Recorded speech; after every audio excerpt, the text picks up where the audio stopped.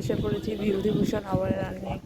ঠিক আছে, আমরা অনেক বন্ধুরা বান্ধবী সবাই মিলে এসেছি। ভাই তোমরা দেখো এবারে সব ভিডিওগুলো আমাদের সঙ্গে আলো হবে বিভূতিভূষণ পরিমার্ত ভিতরে। ব্যাগ ভারী হয়ে গেছে।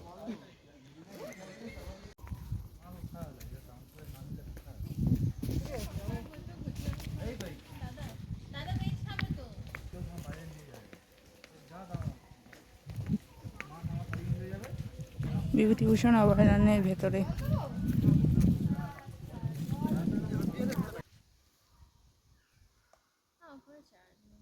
আবার তোমার ট্যুর গাইড লাগবে আলাদাই ব্যাপার স্যাপার। এই ওখানে কি ছবি তুলতে ভালো হয়? হ্যাঁ রাইট, ওখানে কি ছবি তুলতে ভালো হয়? হ্যাঁ আমি যাবো, সব আছে। শুধু হরিণ আছে। কোথায় হরিণ? ওখানেই কটা হরিণ ছিল, আর পুরো জঙ্গলে হরিণ নেই। ঠিক আছে, ইয়া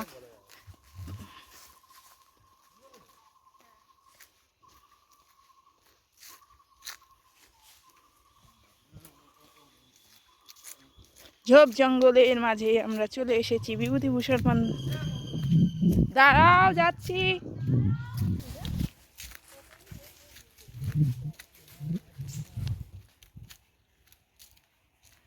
কি সুন্দর জায়গাটা লাগছে।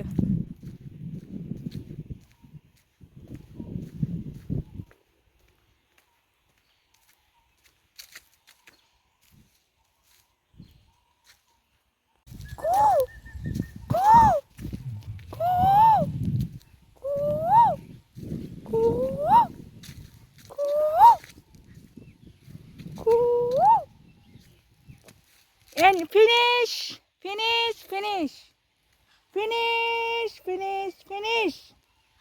জঙ্গল আর জঙ্গল।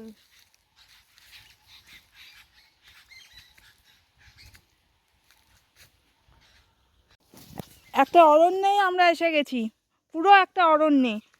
কি না নেই এখানে, পাখি থেকে শুরু করে সমস্ত কিছু। কিন্তু ঝোপঝাড় বেশি, কার অতটা মানে করা ঠিক হবে না একজনের পক্ষে। তো রাত্রিকালে আসলে খুব বেটার হয় এইসব জায়গা। সুন্দর ভূতের ছমছমে আওয়াজ পাওয়া যায়। যাই হোক বন্ধুরা, খুব ভালো লাগলো জায়গাটা। গাছগুলো দেখেছো, সব এক একটা বড় বড় পাখি। এপাশ থেকে ওপাশে শুধু পাখি ঘুরে বেড়াচ্ছে। চলেছি এখন নীলকুঠির দিকে, নৌকা পার হব আমাদের সঙ্গে যারা যারা আছে সবাই মিলে।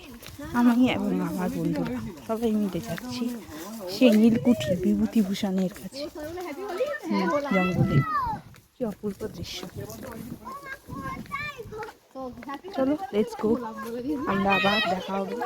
এখান দিয়ে সোজা হেঁটে যাব, গিয়ে একটা নদী পড়বে, নদীতে গিয়ে নৌকা ধরে তারপর আমরা যাবো নীলকুঠি। চলো লেটস গো, দেখা হবে। এসে গেছি নৌকার পথ। 9টা থেকে 3টে পর্যন্ত খোলা থাকে। ওর লেখা আছে। হ্যাঁ তুমি তো আছে এখান থেকে এইটুকানি। আচ্ছা মায়াপুর এরকম মনে আছে বিশ্বযুদ্ধ? হ্যাঁ আমরা তো গেছিলাম নীলকুঠির ভেতরে।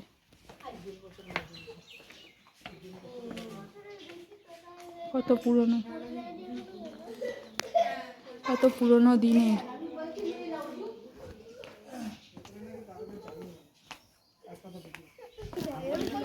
মা খাবি ওটা বন্ধ বলে বন্ধ, খুললে যাব বলেছি, খুললে যাব। এই দেখ মা খাবি, তাহলেও যেতেও পারতো। পড়ে গেলে জলে। এটা কোমরতে জল না দাদা? কতটা? 15 হাত। ও 15 হাত বেশি নয়, অনেকটাই জল। বেশি নয়, ডুবে যাবো। বেশি নয়। 15 ফিট জল রয়েছে।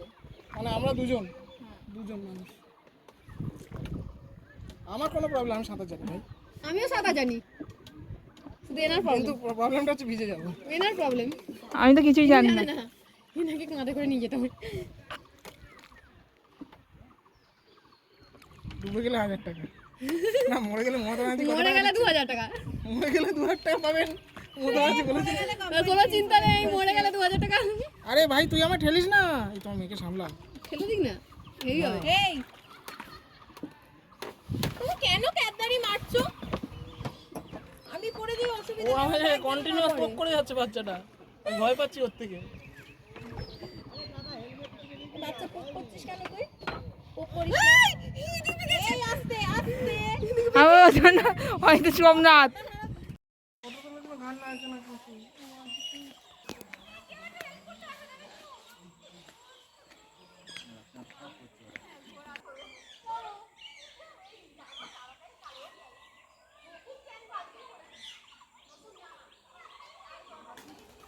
পায়রা এখন নোংরা পাখি, সত্যি তাই পায়রা এখন নোংরা পাখি না, এবার নোংরা হয়ে থাকলে না এটা মোল্লা পাখি এটা।